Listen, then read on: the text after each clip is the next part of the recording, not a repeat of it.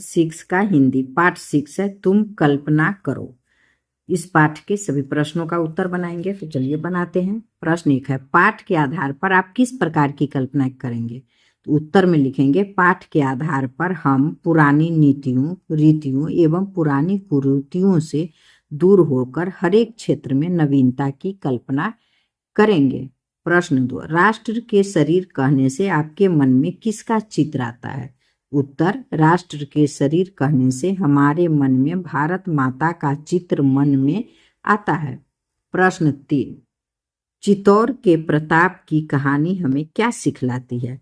तो उत्तर में लिखेंगे, चित्तौर के प्रताप की कहानी हमें सिखलाती है कि गुलामी हमें कभी स्वीकार नहीं करना चाहिए। प्रश्न 4, इस कविता के माध्यम से हमें क्या क्या करने की बात कही गई है?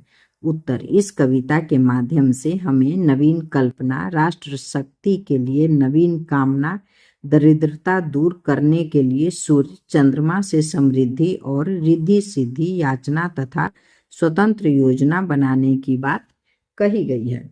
अब है प्रश्न 5।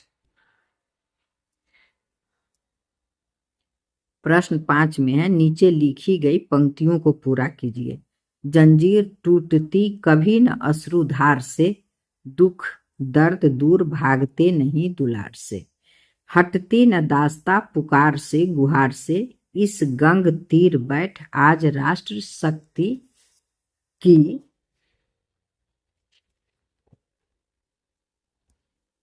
अब अगला प्रश्न है, पाठ से आगे है। प्रश्न 1, पाठ से आगे। प्रश्न 1 है, आकाश को स्वतंत्र क्यों कहा गया है? उत्तर में लिखेंगे, आकाश पर किसी का प्रभुत्व नहीं है, इसलिए उसे स्वतंत्र कहा गया है।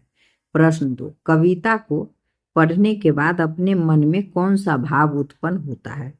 उत्तर, कविता को पढ़ने के बाद हमें स्वतंत्र होने तथा स्वतंत्र नवीन कल्पना करने का भाव उत्पन्न होता है। प्रश्न 3, इस पाठ के प्रत्येक पद में एक एक काम करने के लिए कहा गया है, उन्हें खोजिए और प्रत्येक के संबंध में 5 पंक्तियां लिखिए। तो उत्तर, प्रथम पद में नवीन कल्पना करने को कहा गया है। नवीन कल्पना से ही नया समाज, नया राष्ट्र का निर्माण संभव है। नवीन कल्पना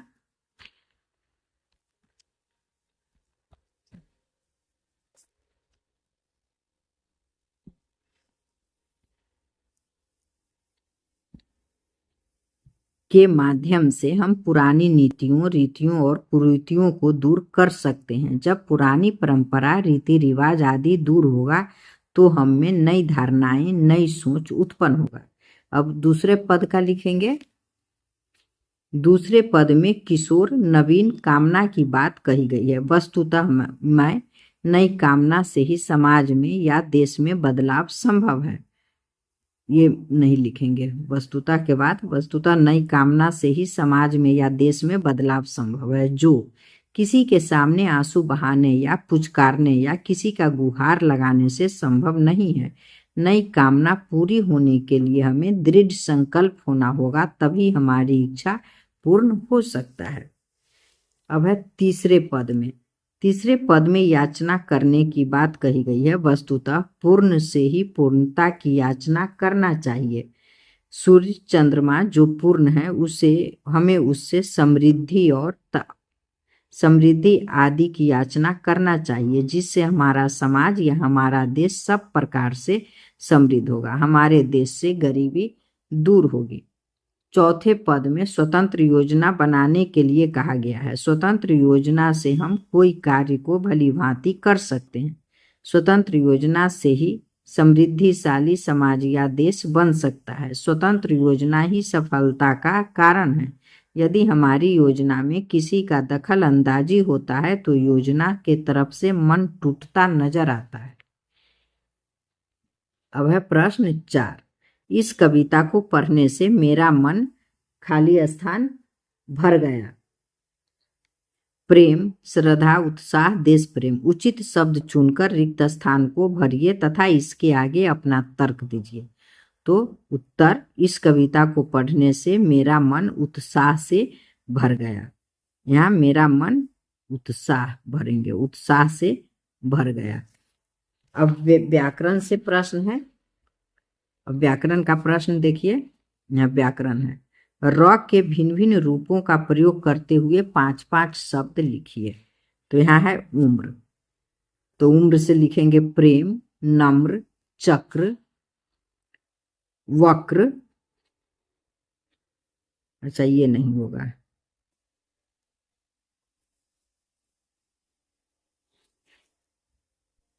करक हो सकता है, करक। अब इसी तरह से ख में कर्म है, तो कर्म से लिखेंगे धर्म, चर्म, टर्म, टर्न, कर्म। अब ग में है ट्रक, तो ट्रक से लिखेंगे ट्रेन, ट्रंक, राष्ट्र, ट्रंप, ड्राइवर। अब 2 में है निम्नलिखित उपसर्गों से 2-2 शब्द बनाइए। जैसे प्र से प्रहार, प्रबल, उसी तरह से परि से परिधान, परिवार। उसके बाद कु से कुप्रथा, कुसंगति, उप से उपकार, उपचार, अ से अवसर, अवकाश। अब इधर पर से पर उपकार, पर सेवा, स्व से स्वयं, स्वीकार, प्रति से प्रतिकार, प्रतिदिन। धन्यवाद, फिर मिलेंगे अगले चैप्टर के साथ।